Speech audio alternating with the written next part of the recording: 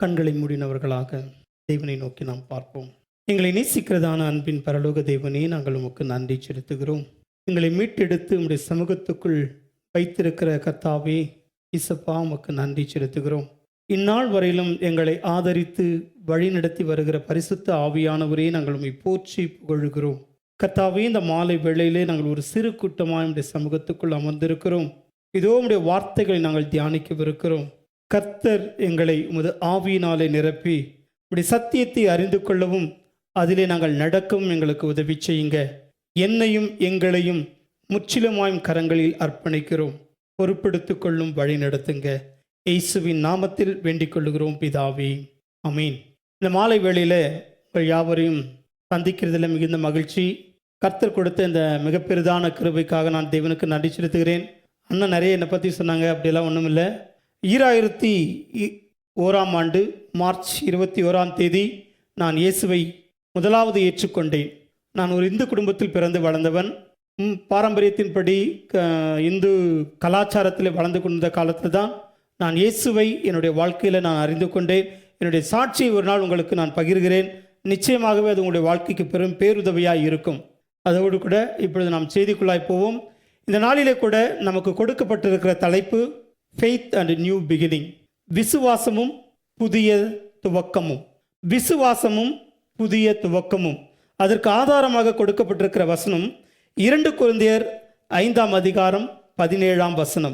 வேதத்தை வைத்திருக்கிறவங்க பாருங்கள், இல்லைனா ஸ்க்ரீனில் கூட தெரியும். 2 கொரிந்தியர் 5:17. இப்படி இருக்க ஒருவன் கிறிஸ்துவுக்குள் இருந்தால் புது சிருஷ்டியாய் இருக்கிறான், பழையவைகள் ஒழிந்து போயின, எல்லாம் புதியதாயின. ஒருவன் கிறிஸ்துவுக்குள் இருந்தால் புது சிருஷ்டியாய் இருக்கிறான், பழையவைகள் எல்லாம் ஒழிந்து போயின, எல்லாம் புதியதாயின. இதை பவுல் கொரிந்து சபைக்கு எழுதுகிறார். இதை ஏன் எழுதினாரு அதுன்றது பின்புலத்தை மட்டும் ஒரு சிறு சுருக்கமாய் பார்த்துவிட்டு செய்திக்குள்ளாய் போவோம். கொரிந்து சபை மக்கள், கொரிந்து தேசத்து மக்கள் ரோமர்களுடைய வழிபாட்டில், ரோமர்களுடைய கலாச்சாரத்தில் வந்தவர்கள். ரொம்ப வசதியான மக்கள், ரொம்ப ஆடம்பரமான மக்கள். அதே காலகட்டத்தில் அந்த தேசத்தில், அந்த பகுதியில் என்ன சொல்கிறது, பாகால் அல்லது அந்நிய வழிபாடுகள் அதிகமாய் கலந்திருந்த மக்களுக்கு மத்தியில் கிறிஸ்துவின் சுவிசேஷம் அறிவிக்கப்பட்ட பிறகு இயேசுவை அவர்கள் ஏற்றுக்கொண்டார்கள்.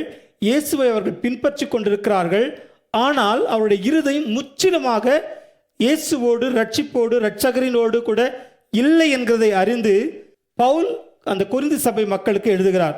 என்ன எழுதுகிறார்னா, ஒருவன் கிறிஸ்துவுக்குள் இருந்தால் எல்லாம் புதிய சிருஷ்டியாய் இருக்கிறான், எல்லாவற்றிலும் அவன் புதிய சிருஷ்டியாய் இருக்கிறான், பழையது அவனிடத்தில் இல்லை, எல்லாம் புதியதாயின என்று சொல்லி அழுத்தமாக அவர் சொல்லிக் கொடுக்கிறதை பார்க்க முடிகிறது. ஒரு மனுஷன் எப்படி புது சிருஷ்டியாய் மாற முடியும் அப்படின்ற ஒரு கேள்வி எல்லாருடைய வாழ்க்கையில் வரும். இதே கேள்வி இயேசுவின் இடத்துல ஒருத்தர் கேட்கிறார். யாருக்கா நினைவிருக்கான்னு தெரியல.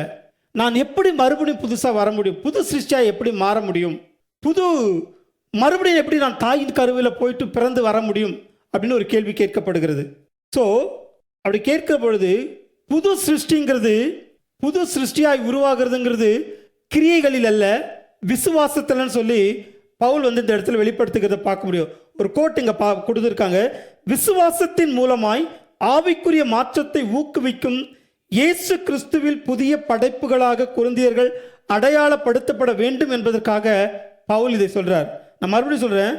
விசுவாசத்தின் மூலமாய் ஆவிக்குரிய மாற்றத்தை ஊக்குவிக்கவும் இயேசு கிறிஸ்துவில் புதிய படைப்புகளாக கொரிந்தியர்கள் அடையாளப்படுத்தப்பட வேண்டும் என்பதற்காக இந்த வசனத்தை ஆழமாய் அவர் பதிவிடுகிறார். இயேசு கிறிஸ்துவை விசுவாசிப்பதன் மூலம் புதிய வாழ்க்கையை பெற்றுக்கொள்ளவும் பழைய வாழ்க்கையை விட்டுவிட்டு காலத்தால் அழியாத நித்திய வாழ்வுக்கு நேராக பயணிக்க நம்மை உற்சாகப்படுத்துகிறது இந்த வேத வசனம்.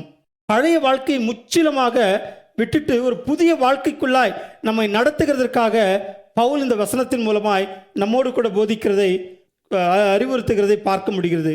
இந்த நாளிலே கூட இந்த செய்தி 3 பகுதிகளாய் நான் பிரித்திருக்கிறேன். 1, புது சிருஷ்டியாய் இருக்கிறான்.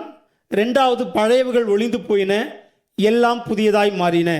முதலாவது காரியம், புது சிருஷ்டியாய் இருப்பது. புதிய ஒரு சிருஷ்டியாய் நாம் இருக்குன்னா அதுக்கு அடிப்படையான சில தகுதிகள் வேணும். இப்போ நான் ஐ ஆம் எ நியூ பர்சன் அப்படின்னு சொன்னால் எனக்குள்ள ஒரு மாற்றமும் இல்லாமல் நான் ஒரு புது மனிதன் அப்படின்னு சொல்ல முடியுமானா நிச்சயமாக முடியாது. ஒரு வித்தியாசம் இருக்கணும் இல்லையா? ஒரு வேறுபாடு இருந்தால் தான் இது பழசு இது புதுசுன்னு சொல்லி நம்ம பார்க்க முடியும். ஸோ புது சிருஷ்டியாக இருப்பதற்கான சில அடிப்படை தகுதிகளாக இந்த இடத்துல ஒரு 5 குறிப்புகளை நான் வைத்திருக்கிறேன். அந்த 5 குறிப்புகளை நாம் பார்ப்போம். ஸ்லைட்ஸ் கொஞ்சம் எனக்கு கன்ஃபியூஸ் பண்ணுது. ஓகே, முதல் குறிப்பு, கிறிஸ்துவை விசுவாசிப்பது. ஒரு புது சிருஷ்டியாக இருக்கிறான் என்று சொன்னால் அவருடைய அடிப்படையாக அவருடைய வாழ்க்கையில் கிறிஸ்துவை விசுவாசிக்கிற ஒரு குணம் இருக்கும். இரண்டாவது, மனம் திரும்புதலுக்கான வாழ்க்கை அவரோடு கூட இருக்கும். மூன்றாவதாக, பரிசுத்த ஆவியை பெற்றதான அனுபவம் அவருடைய வாழ்க்கையில் இருக்கும். நான்காவதாக, மனதை புதுப்பித்தல், புது மனதோடு கூட செயல்படுகிற ஒரு வாஞ்சை அவர்களுக்குள் இருக்கும். ஐந்தாவது, கிருபையினாலே வாழ்கிறோம் என்கிற உணர்வு அவர்களுக்குள்ளாய் இருக்கும். நான் ஒரு புது சிருஷ்டியாய் இருக்கிறேன், நான் கிறிஸ்துவுக்குள் இருக்கிறேன் என்று சொன்னால் நான் புதியவனாய் இருக்கிறேன் என்கிறது அர்த்தம். அப்படி புதியவனாய் இருக்கிறேன் என்று சொன்னால் முதலாவது என்னுடைய வாழ்க்கையில் என்ன இருக்குன்னா, கிறிஸ்துவை பற்ற விசுவாசம், கிறிஸ்துவை பற்றின விசுவாசம் இருக்கும்.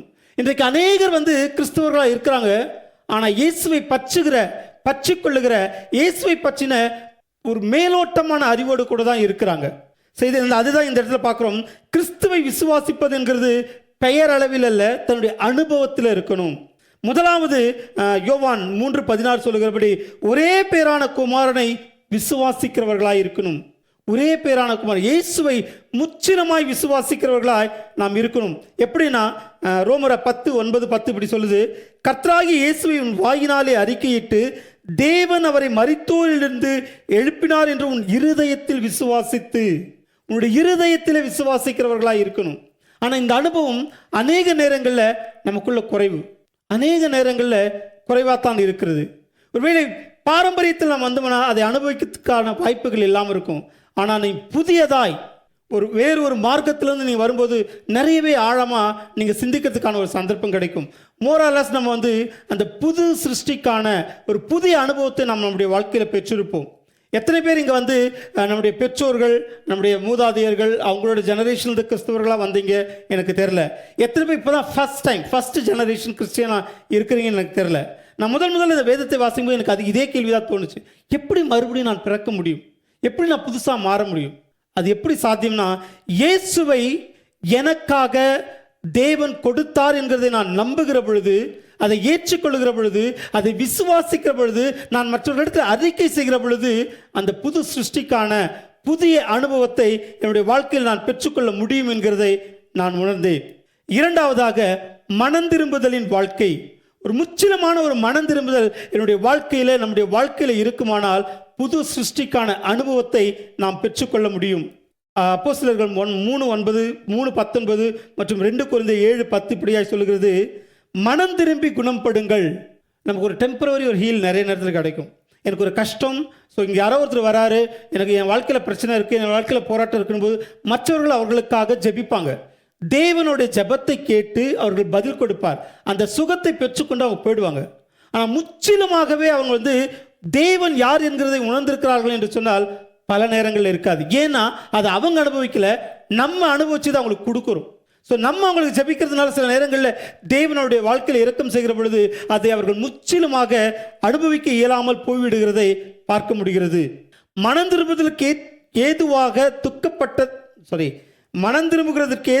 துக்கப்பட்டதற்காகவே சந்தோஷப்படுகிறேன். அதாவது அவங்க மனம் திரும்புறதுக்காக கஷ்டப்பட்டாங்க, சரிங்களா? மனம் திரும்புறதுக்காக, கஷ்டப்படுறதுக்காக இல்லை. அவங்க மனம் திரும்பணுன்றது காரணங்களுக்காக அவங்க கஷ்டத்தின் வழியாய் தேவனை அறிந்து கொண்டு அவர்கள் வருகிற பொழுது அவருடைய வாழ்க்கையில் ஒரு புது அனுபவம் இருக்கிறதை பார்க்க முடிகிறது. அப்படிப்பட்ட அனுபவங்களை நாம் பெற்றிருப்போமானால் நாம் புது சிருஷ்டிகளாய் இருக்கிறோம் என்று சொல்லி தைரியமாய் சொல்ல முடியும். மூன்றாவதாக, பரிசுத்த ஆவியை பெறுதலின் மூலமாக நாம் புது சிருஷ்டியாய் இருக்கிறோம் என்கிறதை நாம் உணர்ந்து கொள்ள முடியும். யோவான் 3:5, 2 கொரிந்தியர் 3:18 நாம் வாசிப்போமானால், இயேசு பிரதித்திரமாக ஒருவன் ஜலத்தினாலும் ஆவியினாலும் பிறவாவிட்டால் தேவனுடைய ராஜ்யத்தில் பிரவேசிக்க மாட்டான். நாம் ஜலத்தினாலும் ஆவியினாலும் பிறவாவிட்டால் தேவனை நாம் முற்றிலுமாக அறியவோ அனுபவிக்கவோ முடியாது. அதுதான் இங்கே 2 கொரிந்தியர் 3:18 சொல்லுது, ஆவியாய் இருக்கிற கர்த்தரால் அந்த சாயலாகத்தானே மகிமையின் மேல் மகிமை அடைந்து மறுரூபப்படுகிறோம். இன்னொரு வசனம் இருக்கு, ரோமர் புத்தகத்தில், நாம் ஆவியானவரோடு கூட அவருடைய என்ன சொல்றது, எப்படி சொல்லணும், அந்த வசனம் இருக்குன்னு நினைக்கிறேன். நம்ம ஆவியானவரை உணர்னா அந்த அனுபவத்தை நாம் பெற்றிருக்க வேண்டும். நாம் கர்த்தரை அறிந்தால்தான் கர்த்தர் யார் என்கிறதை நாம் உணர்ந்து கொள்ள முடியும். ஒரு உதாரணத்துக்கு சொல்லணும்னா, சர்க்கரை இனிக்கும்னு சொன்னால் இனிக்காது, அது ருசித்து பார்த்தா மட்டும்தான் அது இனிக்கும் இல்லையா? ஸோ ஆவியானவர் யார் என்கிறதை நாம் அனுபவித்தால் மாத்திரம்தான், ஆவியானவரை நாம் அனுபவித்தால் மட்டும்தான் ஆவியானவர் எப்படிப்பட்டவராய் இருக்கிறார், என்ன செய்வார், அவரால் என்ன செய்ய முடியும் என்கிறதை நாம் அறிந்து கொள்ள முடியும். மிகச்சிறந்த உதாரணமாக ஆண்டவராக இயேசு கிறிஸ்து யோர்தான் நதிக்கரையில் ஞானஸ்தானம் எடுத்த உடனே தேவ ஆவியானவர் புறாவை போல் அவர் மேல் இறங்கி வருகிறதை கண்டார். இவர் என் நேசகுமாரன், இவரில் நான் பிரியமாய் இருக்கிறேன் என்று சொல்லி தேவன் அவருக்கு ஒரு அடையாளத்தை கொடுக்கிறார். அப்படிப்பட்ட அனுபவம் நம்முடைய வாழ்க்கையில் இருக்கிற பொழுது நாம் புது சிருஷ்டிகளாய், புதிய மனிதர்களாய் இந்த உலகத்திலே வாழ முடியும் என்கிறதை பார்க்க முடிகிறது. நான்காவதாக, மனதை புதுப்பிப்பதால், நம்முடைய மனம் புதிதாகிறதுனாலே நாம் புது சிருஷ்டிகளாய் இருக்கிறோம். ரோமர் 12:2 இப்படியாக சொல்கிறது, நீங்கள் இந்த பிரபஞ்சத்தில் ஒத்த வேஷம் தெரியாமல் தேவனுடைய நன்மையையும் பிரியமும் பரிபூர்ணமான சித்தம் இன்னதென்று அறியத்தக்கதாக உங்கள் மனம் புதிதாகிறதுனாலே மறுரூபப்படுங்கள்.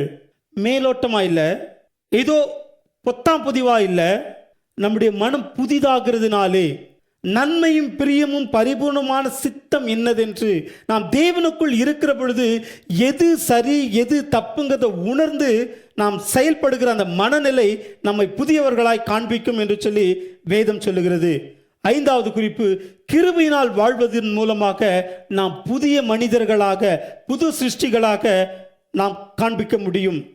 எபேசியர் 2:8 முதல் 10 வசனங்கள் நாம் வாசிப்போமானால், இது உங்களால் உண்டானது அல்ல, இது கிருபையினாலே விசுவாசத்தை கொண்டு ரட்சிக்கப்பட்டீர்கள், இது உங்களால் உண்டானது அல்ல, இது தேவனுடைய ஈவு. இந்த ஈவை அனுபவிக்காத கிறிஸ்தவர்களே இல்லை. இந்த ஈவை, இந்த கிருபை என்கிற ஈவை அனுபவிக்காத கிறிஸ்தவர்களே இந்த உலகத்தில் இல்லை. ஆனால் அந்த கிருபையிலே நாம் நிலைத்திருக்கிறோமா என்கிறது தான் கேள்வி. 9:10 சொல்றபடி, அவைகளில் நாம் நடக்கும்படி அவர் முன்னதாக அவைகளை ஆயத்தம் பண்ணியிருக்கிறார். நமக்கு எப்போ தேவையோ அப்போ நம்ம கிருபை யூஸ் பண்ணிக்கிறோம். மற்ற நேரத்தில் அதை பற்றி கன்சிடரே பண்ணுறது, கண்டுக்கிறதே இல்லை. அப்படி இல்லாதபடிக்கு அவைகளிலே நடக்கும்படி, அந்த கிருபையிலே தினம் தினம் ஒவ்வொரு நாளும் ஒவ்வொரு நொடி பொழுதும் நடக்கும்படி தேவன் நமக்காக அதை ஆயத்தம் பண்ணியிருக்கிறார் என்று சொல்லி வேதம் சொல்லுகிறது. அப்போஸ்தலர்கள் 9ஆம் அதிகாரத்தில் நாம் வாசிப்போமானால், நான் பரலோகத்துக்கு போகிறேன், மறுபடியும் வருவேன், அதுவரையிலும் உங்களுக்காக நான் தேற்றவாளனை கொடுப்பேன்னு சொல்லி ஒவ்வொருவருக்காகவும், இங்க இருக்கிற ஒவ்வொருவருக்காகவும், யாரெல்லாம் அவருடைய இரத்தத்தினாலே கழுவப்பட்டிருக்கிறார்களோ, மீட்கப்பட்டிருக்கிறார்களோ, ரட்சிக்கப்பட்டிருக்கிறார்களோ, விடுதலை பெற்றிருக்கிறார்களோ, அவர்கள் ஒவ்வொருவருக்கும் தேவன் தன்னுடைய கிருபையை கொடுக்கிறார். அந்த கிருபையை அனுபவிக்கிறவர்கள், கிருபையை உணர்ந்திருக்கிறவர்கள், அந்த கிருபையிலே வாழ்கிறவர்கள் புது சிருஷ்டிகளாய் இருக்க முடியும், இருக்கிறோம் என்று சொல்லி தைரியமாய் சொல்ல முடியும்.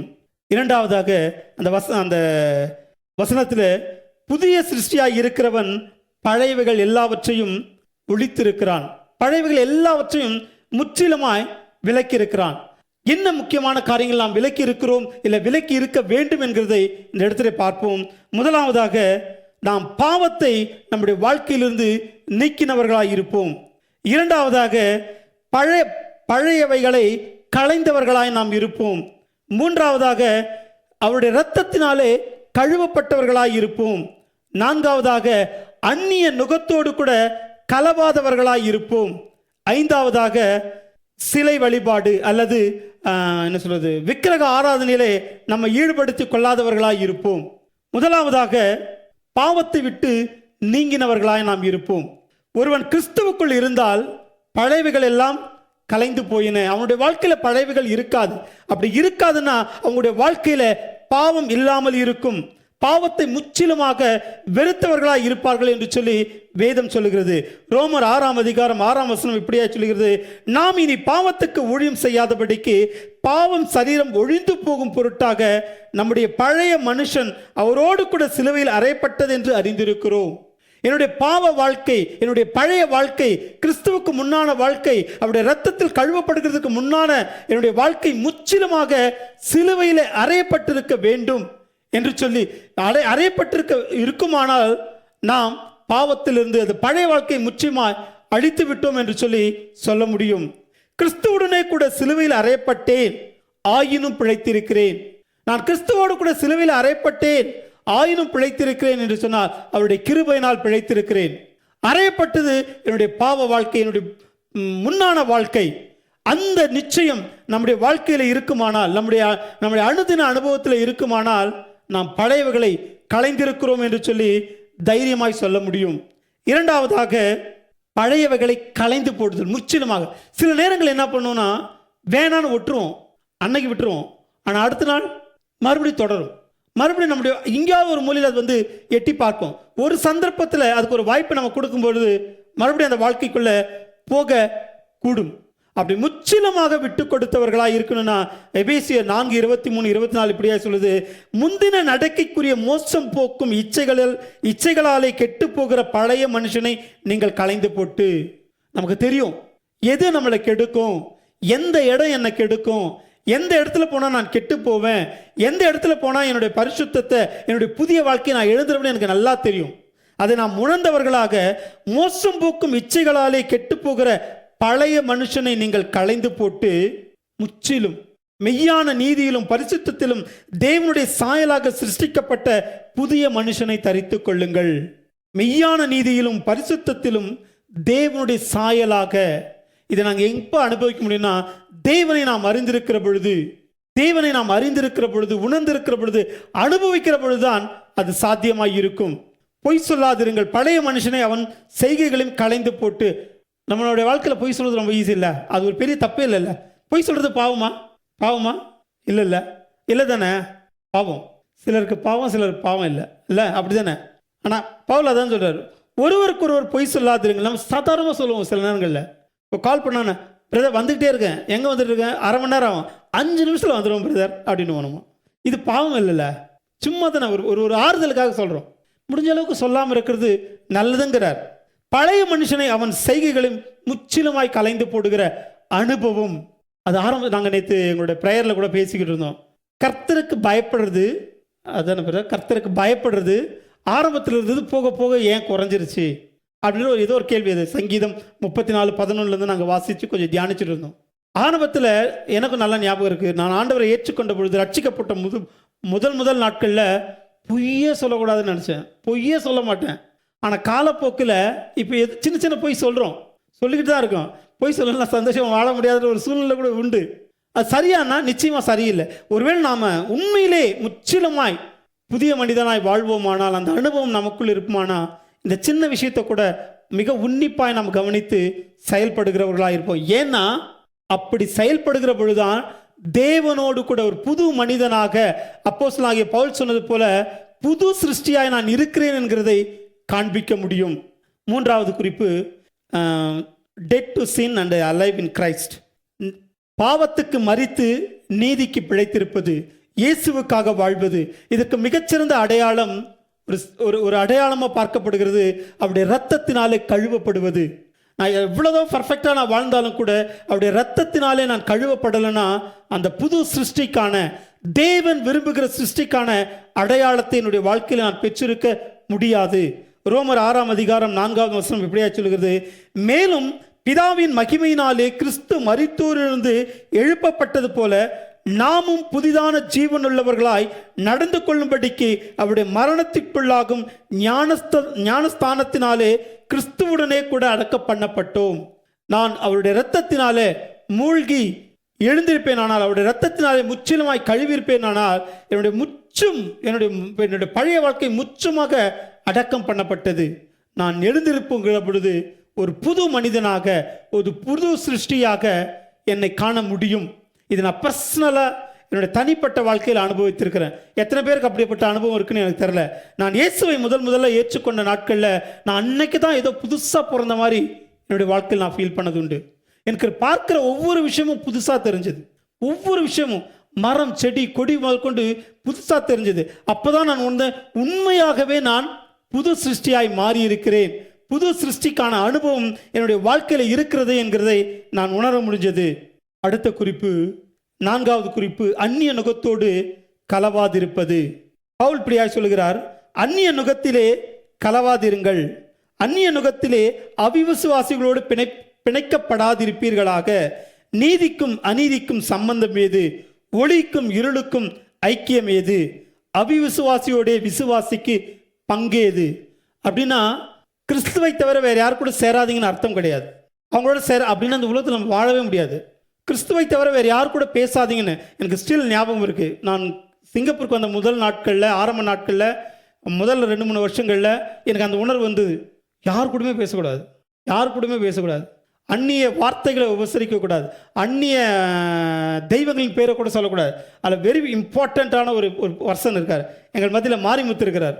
என்னோடய தாத்தா பேர் மாரிமுத்து, இவர் பேர் மாரிமுத்து. நான் ரட்சிக்கப்பட்ட பிறகு அவர் பேர் சொல்கிறதுக்கு நான் ரொம்ப யோசிப்பேன், சொல்லவே மாட்டேன். பிரதர் பிரதர் பிரதர் தான் கூப்பிடுவேன். அந்த பேரை கூட சொல்லக்கூடாதுன்ற அளவுக்கு நான் என்னை ஊர்ஜிதமாக வச்சுருந்தேன். ஆனால் அதுக்கப்புறம் நான் உணர்ந்தேன், பெயரில் ஒன்றும் இல்லை, உணர்வுகள். அவங்களோட கூட நம்ம எதோடு கலந்து போகிறோம். அவர் தேவனோடு இருந்தாருன்னா தேவனுடைய காரியங்களை நாம் கலந்து போகலாம். அவர் உலகத்தோடு இருக்கும் பொழுது அவரோட ஐயோ அவர் என் பிரதர் தானே அப்படின்னு நான் சேர்ந்துக்குவேன்னா நிச்சயமாக அது வேதத்தின்படி சரியானது அல்ல. கண்டிப்பாக இன்றைக்கி உலக பிரகாரமான மனிதன் நம்மளோடு இருக்கும்போது நம்மளை போல இருப்பார். கொஞ்சம் கொஞ்சமாக நம்மளை எடுத்து அவர் எடுத்து கூட்டு போயிடுவார். எங்கே போகணுன்னே தெரியாது, எப்போ போகணுன்னே தெரியாது. அந்நிய நுகத்தோடு அவிவிசுவாசியோடு தேவனை விசுவாசிக்காதவர்கள், தேவனோடு இல்லாதவர்களோடு கலந்தில்லாமல் இருக்கிறது நல்லது. ஏன்னா உங்களுடைய விசுவாசத்தை, உங்களுடைய ரட்சிப்பை, உங்களுடைய கிருபையை அது கொஞ்சம் கொஞ்சமாக இழந்து உங்களை நிர்மூலமாக்கி விட்டுடும். அப்படி நாம் கலந்திருப்போமானால் நம்முடைய வாழ்க்கையில் இருக்கிற பழையவைகளை நாம் இன்னும் கலைந்து போடவில்லை என்று சொல்லி பார்க்கிறோம். 5வது குறிப்பு, விக்கிரக ஆராதனை. விக்கிரகன் ஒன்று நம்ம நினச்சிக்கிறோம் பல நேரங்களில் அந்நிய தெய்வங்கள், சிலைகள், அதுக்கு முன்னால் போய் நிற்கிறது, இல்லை அவங்களுக்கான தேவைகளை செய்கிறது. அது இல்லை.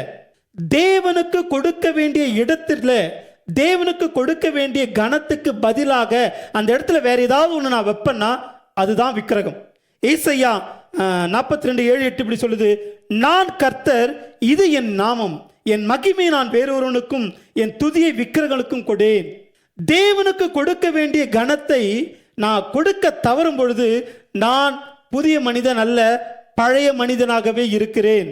என்னுடைய வாழ்க்கையில் முற்றிலுமாக பழையவைகளை நான் கலைந்து போடவில்லை என்று சொல்லி பார்க்கிறோம். நிறைய நேரங்கள் இது நடக்கும், நிறைய சந்தர்ப்பங்கள் நடக்கும். இன்னைக்கு இது என்னுடைய ஆராதனை நேரம். ஏதோ ஒரு அவசரத்துக்காக நான் யாரோ ஒருத்தருக்கு உதவி செய்யறதுக்காக வெளியே போய் நிற்கிறேன். அது தப்பானா தப்பு இல்லை. ஆனால் அதையே ஒரு அட்வான்டேஜாக எடுத்துக்கிட்டு நான் ஒவ்வொரு வாரமும் போவேன், ஒவ்வொரு முறையும் நான் இந்த ஆராதனையை நான் தவிர்த்துடுவேன், இல்லை விட்டு கொடுப்பேன்னா அது சரியில்லை. அது நீங்கள் உங்கள் புதிய மனிதனுக்கான அடையாளத்தை முற்றிலுமாக நீக்கி போட்டுவிடும் என்று சொல்லி நான் நம்புகிறேன். நம்முடைய ரெஃபரன்ஸில் 3வது குறிப்பு, எல்லாம் புதியதாயின. பழைய மனிதனை கலைந்து போடும் பொழுது நாம் புது சிருஷ்டிகளாய் இருக்கிறோம். நாம் புது சிருஷ்டிகளாய் இருப்போமானால் நம்முடைய வாழ்க்கையில் எல்லாம் புதியவைகளாய் இருக்கிறது. ஒரு புதிய துவக்கம், இல்லை ஒரு புது ஆரம்பம். சில நேரங்களில் சில துவக்கங்கள் பல நேரங்களில் மோசமானதாக கூட அமையக்கூடும். நம்ம ஒரு புது துவக்கம், ஒரு புதியதான காரியத்தை நாம் செய்யும் பொழுது அந்த காரியம் பல நேரங்களில் மோசமானதாக மாறிவிடக்கூடும்.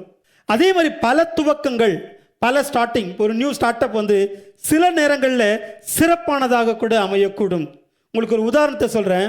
சவுல், பழைய ஏற்பாட்டில் ஒரு சவுல் இருக்கார், புதிய ஏற்பாட்டில் ஒரு சவுல் இருக்கார் இல்லைங்களா? முதல் ராஜா, இஸ்ரவேலின் முதல் ராஜா சவுல். புதிய ஏற்பாட்டில் கிறிஸ்தவர்களை அதிகமாய் துன்பப்படுத்தின சவுல். 2 பேருடைய வாழ்க்கையில் ஒரு துவக்கம் இருந்தது. சவுல் என்ன பண்ணுறாரு, நம்ம படிக்க நேரம் இல்லை, 1 சாமுவேல் 13ஆம் அதிகாரத்தை வாசிப்போம்னா, பெலிஸ்தர்கள் இஸ்ரவேலுக்கு எதிராக சண்டையிட வந்துட்டாங்க, சண்டைக்கு ஆயத்தமாயிட்டு இருக்காங்க. ஸோ அவர்கள் போருக்கு போகிறதுக்கு முன்னால் தேவனுடைய சமூகத்திலிருந்து தேவனுக்கு பலி செலுத்தி அவரிடத்துலேருந்து ஆசீர்வாதத்தை பெற்றுக்கொண்டு போருக்கு போவாங்க, வெற்றியோடு திரும்பி வருவாங்க. இப்படிப்பட்ட காலகட்டத்தில் சவுல் போருக்கு தயாராகிட்டார். ஆனால் அன்றைக்கு பலி செலுத்தி ஆண்டவரிடத்தில் அர்ப்பணித்து அவர் வெற்றிக்கான வழிகளை பெற்றுக்கொண்டு போகிறதுக்காக சாமுவேல் தீர்க்கதரிசி வரணும். அவர் தான் ஆராதனை பண்ணி முடித்து அவர்களை அனுப்பி வைக்கணும். அவர் வர தாமதமாகுது. பெலிஸ்தியர் முன்னோக்கி வந்துக்கிட்டே இருக்காங்க. இவர் என்ன பண்ணார் அவசரத்தில், ஐயோ சாமுவேல் வரல, ஆனால் நம்ம என்ன பண்ணுவோம், நம்மளே பலி செலுத்துவோம்னு சொல்லிட்டு அவர் ஆராதனை நடத்துகிறார். ஆராதனை நடத்தி முடிச்சுட்டு போகும்போது சாமுவேல் உள்ள வர்றார். அவர் சொல்கிறாரு, சர்வாங்க தகன பலி யார் செலுத்துறது? சவுல் அவர் ஆக்சுவலி அவர் பண்ண தப்பு இல்லை, ப்ரெஷர் அதிகமாகிடுச்சு, பெலிஸ்தர் படையெடுத்து வந்துட்டாங்க, அவங்கள மேற்கொள்ளணும், அதுக்காக சாமுவேல் நமக்கு பண்ணி கொடுக்கணும், ஆராதனை பண்ணி அந்த ஆசீர்வாதத்தை கொடுக்கணும், ஆனால் வரல, சரி அதனால் நம்ம பண்ணிடுவோம்னு சொல்லி பண்ணிட்டார். இது நல்ல துவக்கம் தான், கெட்ட துவக்கம் இல்லை. ஆனால் இந்த இடத்துல அது எப்படி முடிஞ்சதுன்னா, உம்முடைய தேவனாகிய கர்த்தர் உமக்கு விதித்த கட்டளைகளை கை கொள்ளாமற் போனீர், உம்முடைய ராஜ்யம் நிலை நிற்காது. தேவன் கொடுத்த கட்டளை அவர் மீறி போனதுனால உனக்கு ராஜ்யம் இல்லைன்ட்டார். இது ஒரு துவக்கம். இன்னொரு துவக்கம், சவுல் தமஸ்கு வீதியில் நடந்து கொண்டு போயிருக்கிறார். அப்பொழுது தேவன் சவுலை சந்திக்கிறார். ரெண்டுத்துக்குள்ள வித்தியாசம், பழைய ஏற்பாட்டில் சவுல் தேவனை சந்தித்தார், புதிய ஏற்பாட்டில் தேவன் சவுலை சந்தித்தார். ரெண்டுத்துக்கு சின்ன மைனர் தான் வித்தியாசம், ஒரு மினிமமான வித்தியாசம் தான் இருக்கு. புதிய ஏற்பாட்டில் தேவன் சவுலை சந்திக்கிறார். தமஸ்கு வீதியில சந்திக்கும் பொழுது, சவுலே சவுலே ஏன் என்னை துன்பப்படுத்துகிறாய் என்று தன்னுடைய சொல்லுகிற சத்தத்தை கேட்டான். பின்பு போஜனம், அதுக்கு அப்படியே தொடர்ந்து வாசிப்போம்னா, அவருடைய கண்கள் மூடப்படுகிறது, கண்ணு தெரியாமல் கைலாக கொடுத்து போகிறாங்க. ஒரு 3 நாள் அவர் மேல் வீட்டு அறையில் இருக்கிறாரு. அனனியான ஒரு மனிதர் அவருக்காக ஜெபிக்கிறாரு, அவர் கண்கள் திறக்கப்படுகிறது. அதுக்கு பிறகு அவர் எடுத்த முடிவு என்ன தெரியுமா? தாமதமின்றி கிறிஸ்து இயேசுனுடைய குமாரன் என்று ஆலயங்களிலே பிரசங்கிக்க தொடங்கினான். இதுவும் ஒரு துவக்கம். 2 துவக்கத்துக்கும் வித்தியாசம் இருக்கிறது. நம்முடைய வாழ்க்கையிலே அநேக துவக்கங்கள் உண்டு. நம்ம பழைய ஏற்பாட்டில் வேதத்தில் கூட நாம் வாசிப்போமானா அநேக துவக்கங்களை பார்க்கிறோம். ஜலப்பிரவாயத்துக்கு பிறகு நோவா ஒரு புது துவக்கத்தை கொடுக்கிறார். ஆபிரகாமின் அழைப்பின் மூலம் தேவன் ஒரு புது துவக்கத்தை கொடுக்கிறார். இஸ்ரவேலர்கள் எகிப்தின் பயணம் ஒரு புது துவக்கம். யோசுவாவின் தலைமைத்துவம் ஒரு புது துவக்கம். தாவீதின் அபிஷேகம் ஒரு புது துவக்கம். இஸ்ரவேலின் மறு வருகை ஒரு புது துவக்கம். இயேசு கிறிஸ்துவின் முதல் வருகை ஒரு புது துவக்கம். இது எல்லாமே புதிய துவக்கங்கள். இந்த துவக்கத்தினுடைய விளைவுகள் என்னன்னா, ஜலப்பிரளயமும் நோவாவுக்கு அடுத்து அந்த வானவில் காண்பிக்கப்பட்ட பிறகு ஒரு புது உலகத்தை தேவன் நோவாவின் கரங்களில் கொடுக்கிறதை நாம் பார்க்கிறோம். ஒரு புது உலகத்தை தேவன் நோவாவினுடைய கரத்தில் கொடுக்கிறார். ஆபிரகாமை அழைத்த பிறகு தேவன் கீழ்ப்படிதலின் மூலமாய் ஒரு பெரிய விசுவாசத்தின் மூலமாக ஒரு பெரிய ஆசீர்வாதத்தை தேவன் இந்த உலகத்தில் கொடுக்கிறதை பார்க்க முடிகிறது. இஸ்ரவேலுடைய எகிப்து பயணம் அந்த துவக்கத்தின் மூலமாக அவருடைய வாழ்க்கையில் ஒரு பெரிய விடுதலை. ஏறக்குறைய 400 ஆண்டு காலங்களுக்கு பிறகு அவர்களுக்கு ஒரு பெரிய விடுதலை கிடைக்கிறது. அந்த விடுதலை அனுபவிக்கிறதுக்காக, தேவனை ஆராதிக்கிறதற்காக, தொழுது கொள்ளுகிறதற்காக அவர்கள் கடந்து போகிறதை பார்க்கிறோம். யோசுவாவின் தலைமைத்துவம், யோசுவா தலைமைத்துவம் எடுத்த பிறகு தேவன் அவர்களை கானான் தேசத்திற்குள் அழைத்து சென்று அவர் கொடுக்கிறேன்னு சொன்ன வாக்குத்தத்தம் உள்ள தேசத்தை அவர்களுக்கு கொடுக்கிறதை நாம் பார்க்கிறோம். தாவீதின் அபிஷேகம், தாவீதின் மீது தேவன் அபிஷேகம் வைத்த பிறகு கர்த்தருடைய வழிகளில் செயல்படுகிறதுக்கான புது துவக்கம்.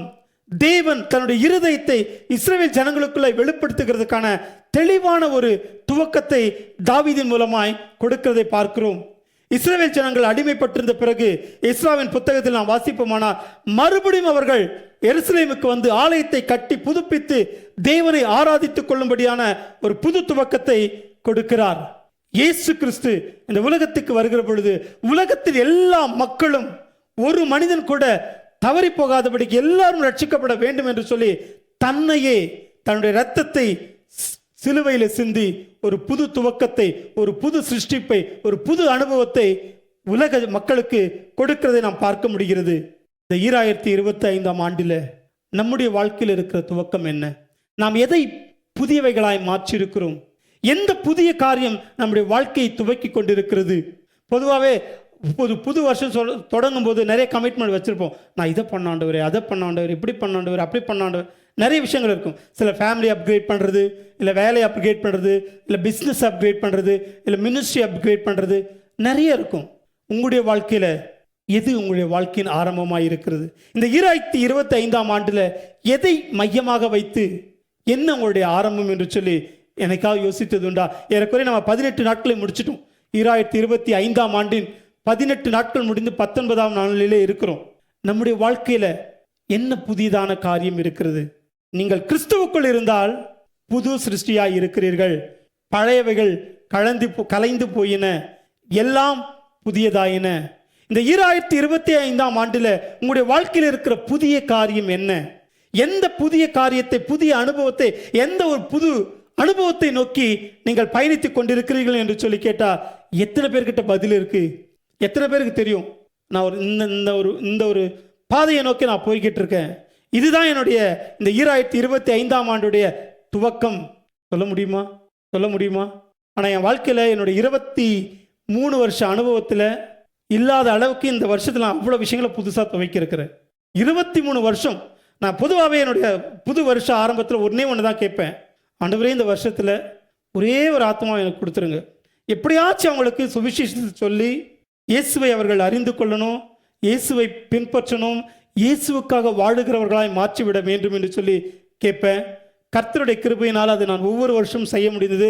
கடந்த 2 வருடங்களாக நான் செய்யலை. ஆஃப்டர் கோவிட்க்கு அப்புறம் அதுக்கான சூழ்நிலை அமையவே இல்லை. கடைசியாக நான் கற்றுக் கொடுத்து அல்லது என் மூலமாய் இயேசுவை ஏற்றுக்கொண்ட அநேக சகோதரர்கள் இடத்துல இருக்கிறாங்க. அதுக்காக நான் தேவனுக்கு நன்றி செலுத்துகிறேன். ஆனால் இந்த வருஷத்தில் ஒன்றும் இல்லை, நிறைய என்னாலே நம்ப முடியல, இவ்வளோ விஷயங்களை நான் ஆண்டவர்கிட்ட கேட்டிருக்கேன் நான். ஆனால் அதெல்லாம் உலகத்துக்கான காரியங்கள். ஆனால் நம்முடைய வாழ்க்கையில் நேரம் ஆயிடுச்சு. சுருக்கமாக ஒரு 5 குறிப்புகளை மட்டும் நான் வேகமாக சொல்லி முடிக்கிறேன். அன்பிலே ஒரு புது துவக்கம் நம்முடைய வாழ்க்கையில் வேண்டும். எப்படிப்பட்ட அன்புன்னு பார்ப்போம். ஆராதனையிலே ஒரு புது துவக்கம் நம்முடைய வாழ்க்கையில் வேண்டும். அபிஷேகத்திலே ஒரு புது துவக்கம் நம்முடைய வாழ்க்கையில் வேண்டும். அழைப்பிலே ஒரு புது துவக்கம் நம்முடைய வாழ்க்கையில் வேண்டும். அறுவடையில் ஒரு புது துவக்கம் நம்முடைய வாழ்க்கையில் வேண்டும். உங்களுக்கு எத்தனையோ ஸ்டார்ட் அப் நீங்கள் வச்சிருக்கலாம், ஆனால் இந்த 5 குறிப்புகளை நினைவில் வச்சுங்க. எல்லாமே ஆளு தான் ஸ்டார்ட் ஆகுது. அன்புல ஒரு துவக்கம், ஆராதனையில் ஒரு துவக்கம், அபிஷேகத்தில் ஒரு துவக்கம், அழைப்பிலே ஒரு துவக்கம், அறுவடையிலே ஒரு துவக்கம். அன்பில் எப்படிப்பட்ட துவக்கம் இருக்கணும்னா, உபாகமம் 6:5, மத்திய 22:37 சொல்லுது, உன் முழு இருதயத்தோடும் உன் முழு பலத்தோடும் உன் முழு ஆத்மாவோடும் தேவனிடத்தில் அன்பு கூறுவாயாக. நீங்க இவ்வளவு நாள் எப்படி பண்ணீங்கன்னு தெரியல. இந்த 2025ஆம் ஆண்டுல ஒரு ஆரம்பம் இருக்குமானால் தேவனை முழு மனதோடு கூட அன்பு கூற, முழு மனதோடு கூட தேவனிடத்தில் அன்பு கூறுகிற ஒரு துவக்கத்தை உங்களுடைய வாழ்க்கையில நீங்கள் வைப்பீர்களானால் நிச்சயமாகவே அதுதான் ஒரு புதியதான காரியமாக இருக்கும் என்று சொல்லி நான் நம்புகிறேன். இரண்டாவது, நேரம் இல்லாதனால நான் வேகமாக முடிக்கிறேன். இரண்டாவதாக, ஆராதனையில் ஒரு புது துவக்கம். நீங்கள் தேவனை ஆராதித்துக் கொண்டிருக்கிற முறைமையில இல்லை உங்கள் பிராக்டிஸ்ல ஒரு புது துவக்கம், ஒரு நியூ பிகினிங் இருக்கணும். இதுவரை நான் 20 வருஷம் ஆராதிச்சிருக்கிறேன், 30 வருஷம் ஆராதிச்சிருக்கேன், 40 வருஷம் ஆராதிச்சிருக்கிறேன், அதில் குறையில்லை. ஆனால் இன்னைக்கு அதில் ஒரு புது துவக்கத்தை நீங்கள் கொண்டு வா. எப்படி தேவனை ஆராதிப்பது, எப்படி இன்னும் பெட்டரா நான் தேவனை ஆராதிப்பது என்கிற ஒரு துவக்கத்திற்கு அடித்தளம் இன்றைக்கு நீங்கள் இட வேண்டும் என்று சொல்லி நான் விரும்புகிறேன். யோவான் 4:24 இப்படி சொல்லுது, அவரை தொழுது கொள்ளுகிறவர்கள் ஆவியோடும் உண்மையோடும் அவரை தொழுது கொள்ள கடவோம். நீங்கள் உங்கள் சரீரங்களை பரிசுத்தமும் தேவனுக்கு பிரியமான ஜீவ பலியாக ஒப்பு கொடுக்க வேண்டும் என்று சொல்லி பவுல் இங்க ஆலோசனை கொடுக்கிறத பார்க்க முடிகிறது. நம்முடைய ஆராதனை எப்படிப்பட்ட, நாம் ஆராதிக்கிற ஆராதனை எப்படிப்பட்டதா இருக்கு? தி பெஸ்ட் வர்ஷிப் நீங்க பண்ணியிருக்கிறீங்க, நான் இல்லைன்னு சொல்லல. ஆனாலும் கூட இந்த நாளில் ஒரு புது துவக்கத்தை, இன்னும் பெட்டரா எப்படி நான் தேவனை ஆராதிப்பது, இன்னும் மிகச்சிறப்பா எப்படி நான் தேவனோடு கூட இருப்பது, தேவனிடத்தில் எப்படி அன்பு கூறுவது என்று சொல்லி சிந்தித்து துவக்குகிறதற்கான இது ஒரு தருணம் என்று சொல்லி நான் பார்க்கிறேன். மூன்றாவதாக, அபிஷேகத்தில் ஒரு புது துவக்கம். ஏசாயா 61:1 இப்படியா சொல்லுகிறது, கர்த்தராகிய தேவனுடைய ஆவியானவர் என் மேல் இருக்கிறார், சிறுமைப்பட்டவர்களுக்கு சுவிசேஷத்தை அறிவிக்க கர்த்தர் என்னை அபிஷேகம் பண்ணினார். இன்றைக்கு நம்மேல் இருக்கிற அபிஷேகம் எப்படிப்பட்டதாக இருக்கிறது? எனக்காக, என்னுடைய லாபத்திற்காக, என்னுடைய வாழ்க்கைக்காக மட்டும் பயன்படுத்திட்டு இருக்குன்னா இல்லை, என் தேவனை அறிவிக்க, தேவனுடைய நாமத்தினால விடுதலை கொண்டு வர, தேவனுடைய நாமத்தினால அநேகரை ரட்சிப்பின் பாதையில் நடத்துகிறதுக்கு அதை பயன்படுத்தி கொண்டிருக்கிறேனா? அபிஷேகம் ஒவ்வொருத்தருக்கும் வித்தியாசப்படும், ஒவ்வொரு தருணத்துக்கும் அது மாறும். இன்னைக்கு பிரசங்கிக்கிற நாளைக்கு பிரசங்கிக்காம வேற ஒரு காரியத்தில் தேவனை என்னை பயன்படுத்தக்கூடும். இன்னைக்கு பாடிக்கிட்டு இருக்கிற நாளைக்கு என்ன வேற ஒரு காரியத்தில் தேவனை மகிமைப்படுத்தும்படியாய் பயன்படுத்தக்கூடும். அபிஷேகம் என்பது தேவனை மகிமைப்படுத்துகிறதுக்கு தானே தவிர நம்மை அடையாளப்படுத்திக் கொள்வதற்கு அல்ல. அந்த அபிஷேகத்திலே நம்முடைய வாழ்க்கையில் ஒரு புது ஆரம்பம் தேவை. புது ஆரம்பத்தை நாம் இந்த நாளிலே உருவாக்க வேண்டும் என்று சொல்லி நான் நினைக்கிறேன். நான்காவதாக, அழைப்பிலே ஒரு புது துவக்கம். தேவன் இந்த இடத்துல கூடியிருக்கிற ஒவ்வொருவருக்கும் ஒரு அழைப்பை வைத்திருக்கிறார், தேவனை மகிமைப்படுத்தும்படி. நம்ம வர்ஷிப்பில் அடுத்து நம்ம அண்ணன் கூட சொன்னபடி எரேமியா 1:5, தாயின் கருவில் உருவாகிறதுக்கு முன்பே நம் ஒவ்வொருவருக்காகவும் தேவன் ஒரு அழைப்பை வைத்திருக்கிறார். ஒவ்வொருவருக்காகவும் யூனிக்கான ஒரு காரியத்தை வைத்திருக்கிறார். என்னுடைய அழைப்பை வேற யாருமே காம்ப்ரமைஸ் பண்ண முடியாது. என்னுடைய அழைப்புக்கு வேற யாருமே பொறுப்பாகவே முடியாது. எனக்கு கொடுத்ததை நான் தான் செய்யணும். தேவன் உங்களை தெரிந்து கொண்டாரனால் அதை நீங்க தான் செய்யணும். அது என்னங்கிறது உங்களுக்கு தெரியுமானால் அதிலே ஒரு துவக்கத்தை ஆரம்பிங்க. தேவன் உங்களை செபிக்கிறவர்களாக வைத்திருப்பாரானால், சுவிசேஷம் சொல்லுகிறவர்களாய் வைத்திருப்பாரானால், அல்லது உதவி செய்கிறவராய் வைத்திருப்பாரானால், அதை உங்களுக்காக பயன்படுத்தாமல் தேவனுக்காக பயன்படுத்தும்படி நம்மை நாம் ஆயத்தப்படுத்தணும். அதுல ஒரு புது துவக்கம் நம்முடைய வாழ்க்கையில் இருக்க வேண்டும் என்று சொல்லி நான் நினைக்கிறேன். ஐந்தாவதாக, கடைசியாக, அறுவடையில் ஒரு புது துவக்கம். அல்டிமேட்டா மத்திய 28:19 சொல்லுது. 19:20 பிதா குமாரன் பரிசுத்த ஆவியின் நாமத்தினாலே அவர்களுக்கு ஞானஸ்தானம் கொடுத்து, நான் உங்களுக்கு கட்டளையிட்ட யாவையும் அவர்கள் கை கொள்ளும்படி அவர்களுக்கு உபதேசம் பண்ணுங்கள்.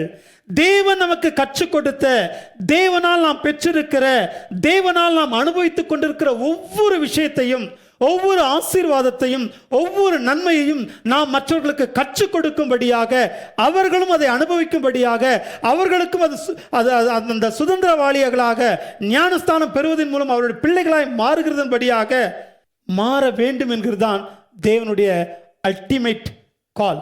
அதை நாம் செய்யணும். எத்தனை பேர் நாம் அதை செஞ்சிருக்கிறோம்? இதுவரை எவ்வளவு பேரை செஞ்சிருக்கிறோம் எனக்கு தெரியல, ஆனால் உங்களுக்கு கணக்கு தெரியும். ஒருவேளை இதுவரையில் நாம் அப்படி செய்யலைன்னா இன்றைக்கு துவங்குகிறதற்கான நாள். இன்றைக்கு உங்களுடைய வாழ்க்கையில் அப்படிப்பட்டதான ஒரு புதிய துவக்கத்தை நீங்கள் வைக்க வேண்டும் என்று சொல்லி நான் விரும்புகிறேன். அந்த புதிதான காரியத்தை தேவனுடைய சமூகத்துக்குள்ளாய் நீங்கள் வைப்பீர்களா, நிச்சயமாகவே தேவன் உங்களுக்கு எல்லா விதமான கிருபைகளையும் கொடுத்து அதை நிறைவேற்ற அவர் உதவி செய்வார். எல்லா விதமான கிருபைகளை கொடுத்து நிறைவேற்ற அவர் உதவி செய்வார். 2025ஆம் ஆண்டுல எப்படிப்பட்ட துவக்கத்திற்கு நாம் தயாராக இருக்கிறோம், இல்லை எப்படிப்பட்டதான துவக்கத்தை நாம் முன்னிட்டு வைத்திருக்கிறோம் என்று சொல்லி சிந்தித்து பாருங்கள். தேவனை நேசிக்கிறதுல, அன்பு செலுத்துகிறதுல ஒரு புதிய காரியத்தை செய்ய தயாரா இருக்கிறோமா? இல்ல தேவனை ஆராதிக்கிறதுல ஒரு புதிய துவக்கத்தை கொடுக்க தயாரா இருக்கிறோமா? இல்ல அபிஷேகத்துல ஒரு புது துவக்கத்தை கொடுக்க தயாரா இருக்கிறோமா? அல்லது அவருடைய அழைப்பிலே ஒரு புது துவக்கத்தை கொடுக்க தயாரா இருக்கிறோமா? இல்ல அவருக்காய் அறுவடை செய்கிறதுல புது துவக்கத்தை கொடுக்க தயாரா இருக்கிறோமா? சிந்தித்து பாருங்கள். இந்த 2025ஆம் ஆண்டை நான் முடிக்கிற பொழுது இந்த காரியத்தை தேவனாலே நான் செய்து முடித்தேன், தேவனுடைய வாழ்க்கையில இப்படிப்பட்ட ஒரு புதிய அனுபவத்தை கொடுத்தார் என்று சொல்லத்தக்கதான நிச்சயத்தோடு கூட நாம் நிற்க வேண்டுமானால் இன்றைக்கு அதற்கான தீர்மானத்தை நாம் எடுக்க வேண்டியவர்களாய் இருக்கிறோம். நீங்கள் ஒரு முயற்சியை எடுப்பீர்களானால், நீங்கள் தேவனுடைய கரங்களில் விட்டுக் கொடுப்பீர்களானால் நிச்சயமாகவே தேவன் அதற்கு உதவி செய்ய வல்லவராய் இருக்கிறார். தேவன் அதை செய்ய வல்லவராய் இருக்கிறார். வேதம் சொல்லுகிறது, நான் நட்டேன், அப்போலோ நீர் பாய்ச்சினான், தேவனோ அதை விளைவிக்க செய்தார் என்று சொல்லி. நடுகிறவனாலும் அல்ல, விதைக்கிறவனாலும் அல்ல, நடுகிறவனாலும் அல்ல, விளைவிக்க செய்கிற தேவனால மாத்திரம் அது நடக்கும் என்று சொல்லி வேதம் சொல்லுகிறது. இன்றைக்கு நீங்கள் ஒரு புது துவக்கத்தை தேவனுக்காக முன்னெடுப்பீர்களானால் நிச்சயமாக தேவன் அதை நிறைவேற்றி கொடுக்க வல்லமையுள்ளவராயிருக்கிறார். நம்முடைய வாழ்க்கையில நாம் எடுக்க விரும்புகிற புதிய காரியம் என்ன? தேவனுக்காக நாம் செய்யவிருக்கிற புதிய காரியம் என்ன? தேவனுக்காக நாம் விட்டுக் கொடுக்க விரும்புகிற புதிய காரியம் என்ன? உங்களுடைய அழைப்புக்காக நீங்கள் விட்டுக் கொடுக்கிற புதிய காரியம் என்ன? சிந்தித்து பாருங்கள். இதோ வாசற்படியில் நின்று கதவை தட்டுகிறேன், ஒருவன் என் சத்தத்தை கேட்டு திறப்பானானால் நான் அவனுக்குள் வாசம் செய்வேன் என்று சொல்லி வேதம் சொல்லுகிறது. நீங்கள் அவருடைய சத்தத்திற்கு செவி கொடுப்பீர்களானால் தேவன் உங்களுக்குள் வாசம் செய்வார். நீங்கள் பழையவைகள் எல்லாவற்றையும் களைந்து போட்டு புதிய காரியங்களை செய்கிறவர்களாய் இருப்பீர்கள். எல்லாம் உங்களுடைய வாழ்க்கையில புதியதாய் இருக்கும். உன்னை அதிசயங்களை காண பண்ணுவேன் என்று சொல்லி தேவன் வாக்கு கொடுத்திருக்கிறார். அந்த வாக்கு தத்தத்தை அவர் நிறைவேற்ற வல்லமையுள்ளவராய் இருக்கிறார். இன்றைக்கு இந்த நாளிலே அதை செய்ய அவர் வல்லமையுள்ள தேவன். நம்மை நாம் விட்டு கொடுப்போமா? என்னுடைய வாழ்க்கையில என் மூலமாய் ஒரு புதிய காரியத்தை நிறைவேற்றுங்க, செய்யுங்க என்று சொல்லி விட்டு கொடுப்போமா? நீங்க எந்த ஏரியாவில், எந்த இடத்துல, எந்த சூழ்நிலையில, எப்படிப்பட்ட மனநிலையில இருந்தாலும் சரி, தேவன் உங்கள் இருதயங்களை ஆராய்ந்து அறிந்திருக்கிறார். நீங்கள் விட்டு கொடுக்கிற பொழுது நீங்க ஒரே ஒரு ஸ்டெப் எடுத்து வச்சா போதும், மற்ற காரியங்களை உங்களை கொண்டு தேவன் செய்து முடிக்க வல்லமையுள்ளவராயிருக்கிறார். கர்த்தாவே, எங்களை நாங்கள் விட்டு கொடுக்கிறோம். எங்களுடைய வாழ்க்கையில புதியவைகள் உண்டாகத்தக்கதாக வேதத்தில் நாங்கள் பார்க்கிறோம். நீர் சந்தித்த ஒவ்வொரு மனுஷனுடைய வாழ்க்கையிலும் ஒரு புதிய காரியங்களின் வழியாக அந்த உலகத்திற்கு பெரிய ஆசீர்வாதத்தை கொண்டு வந்திருக்கிறீர். ஒரு சிறு கூட்டமாய் நாங்கள் உங்கள் சமூகத்துக்குள் நிற்கிறோம்.